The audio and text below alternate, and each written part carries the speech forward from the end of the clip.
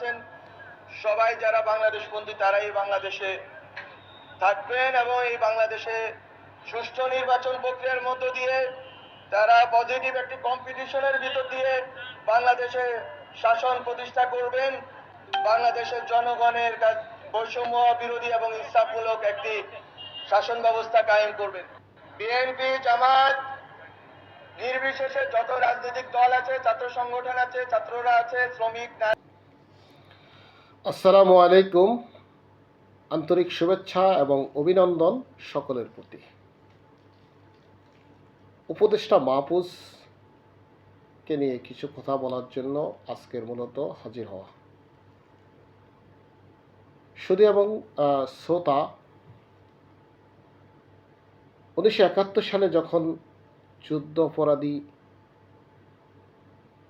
যুদ্ধ হয়েছিল, তখন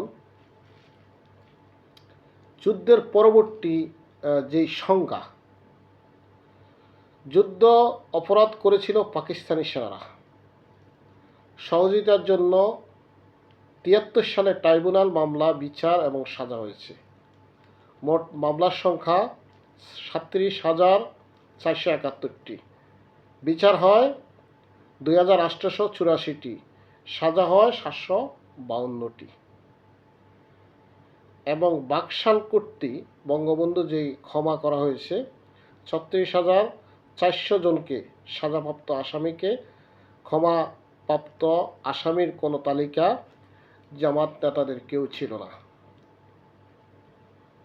এই তথ্য যদি আপনারা জানতে চান, ডেইলি স্টার বা প্রথম আলোর রিপোর্ট থেকে আপনারা জেনে নেবেন।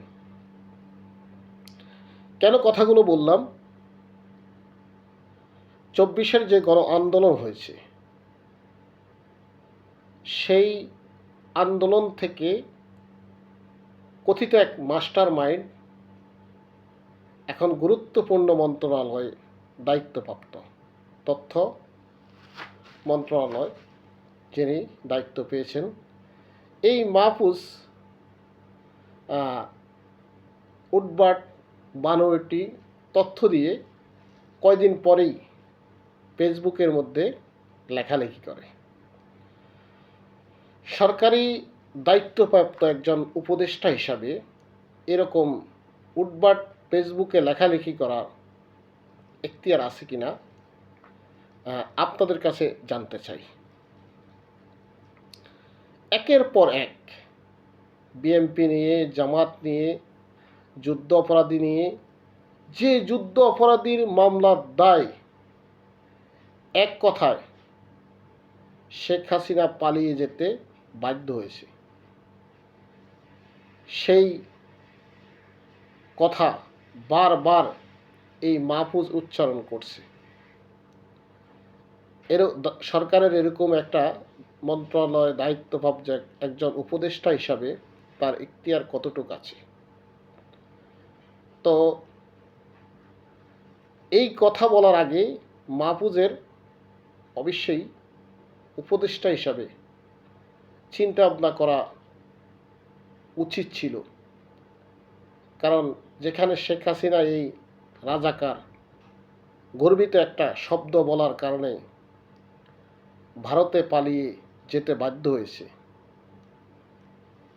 সেই মাহফুজ সেটা নিয়ে রাজনীতি করে।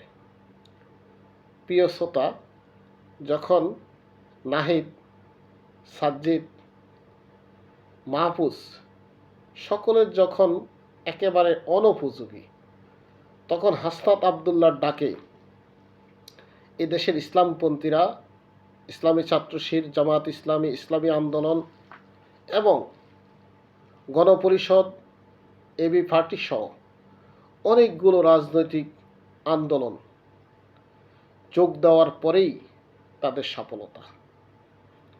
এখন আমরা যদি গত কিছুদিন আগে এনসিবির একটা অনুষ্ঠান দেখি,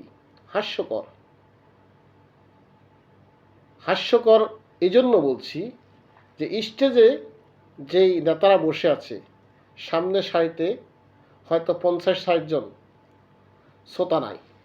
ভিডিওটা ভাইরাল হয়েছে, আপনারা দেখেন। তো সেই এনসিবির মাহফুজের উপদেষ্টা পদ শেষ হলে তিনি হয়তো এনসিবিতে যোগ দিতে পারবে।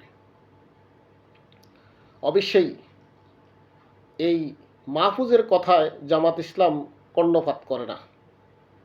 তারপরও আমরা এটার প্রতিবাদ জানাচ্ছি। এরকম একজন সরকারি দায়িত্বে থাকা মন্ত্রী এরকম কথা বলা এটা হাস্যকর। তো আরও একবার চিন্তা করা উচিত একজন উপদেষ্টার।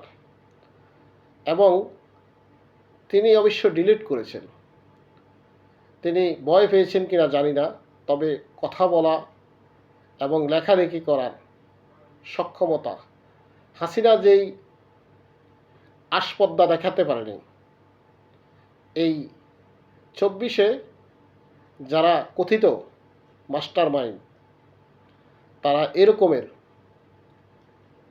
কবিতা, গল্প, কিচ্ছা কাহিনী দিয়ে ফেসবুক মাঝে মাঝে উত্তেজিত করছে। তো আমরা এটা তীব্র নিন্দা জানাই। এবং হাসিনার যে অবস্থা হয়েছে সেটা অবশ্যই পর্যবেক্ষণ করা দরকার আছে। তো সকলে ভালো থাকুন। আজ এই পর্যন্তই। হয়তো আবারও কোনো বিষয় নিয়ে কথা হবে। ওমা তৌফিক ইল্লা বিল্লাহ। আসসালামু আলাইকুম ওয়া রাহমাতুল্লাহি ওয়া বারাকাতুহু।